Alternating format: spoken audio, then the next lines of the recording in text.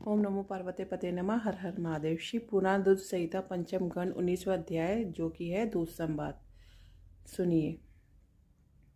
19वां अध्याय दूध संवाद। व्यास जी बोले, हे सनत कुमार जी, जब देवर्षि नारद इस प्रकार दैत्य राज जलंधर को देवी पार्वती की सुंदरता, भगवान शिव के परम ऐश्वर्य समृद्धि के बारे में बता आए, तब वहां क्या हुआ, दैत्यराज ने क्या किया। व्यास जी के ऐसे प्रश्न सुनकर सनत कुमार जी बोले, हे मामुनि, नारद जी के वहां से चले जाने पर असुरराज जलंधर ने अपने राहु नामक दूत को बुलाया, उससे भगवान शिव के निवास स्थान कैलाश पर्वत पर जाने की आज्ञा दी। जलंधर ने कहा, राहु उस पर्वत पर एक योगी रहता है, उस जटाधारी योगी की पत्नी सुंदर, तुम्हें मेरे लिए उसी पत्नी को लाना है। उसने अपने स्वामी जलंधर की आज्ञा पाकर वह दूत भगवान शिव के स्थान कैलाश पर्वत पर चला गया।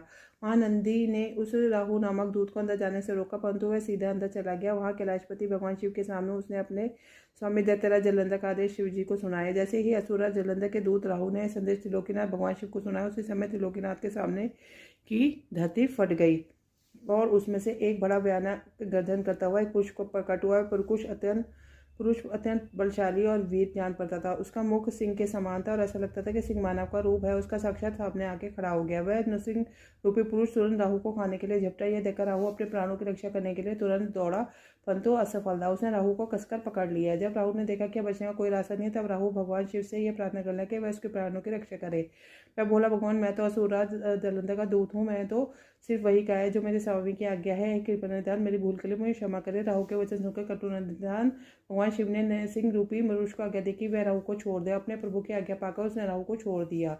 जब उसने राहु को छोड़ दिया, तब वह शिव जी से बोला कि भगवान, आपकी आज्ञा मानकर मैंने इस दुष्ट को छोड़ दिया, परंतु हे प्रभु, मैं बहुत भूखा हूँ, मैं क्या करूँ खाकर अपनी शांत करता। भगवान शिव ने उससे कहा कि अपने हाथ पैरों के मांस को खाकर अपने भूख शांत करो। शिव जी की आज्ञा को शिरोधे कर उसने अपने हाथ पैरों का मांस खा लिया। आज से उसका सिर ही बचाता है। देखकर भगवान शिव ने उस पर पसंद हो गए। बोले, तुमने मेरी आज्ञा का पालन करके मुझे पसंद किया है, तुम वाकई मेरे प्रिय हो। आज से तुम मेरे भक्तों द्वारा ही पूजे जाओगे। जो भी मनुष्य मेरी पूजा करेगा, तुम्हारी भी आराधना अवश्य करेगा। जो तुम्हारी पूजा नहीं करेगा, उस भक्त पर मेरी कृपा दृष्टि नहीं होगी। उस दिन से वह कैलाश पर्वत पर भगवान शिव का प्रिय गण बनकर रहने लगा और संसार में स्वकीर्ति मुख्य नाम से प्रसिद्ध हुआ। तो यह थी दूध संवाद की कथा। ओम नमो पार्वती पते नमः। कल 20वें अध्याय के साथ मैं फिर उपस्थित होंगी। तब तक के लिए सबको राम नाम, सबको राधे राधे।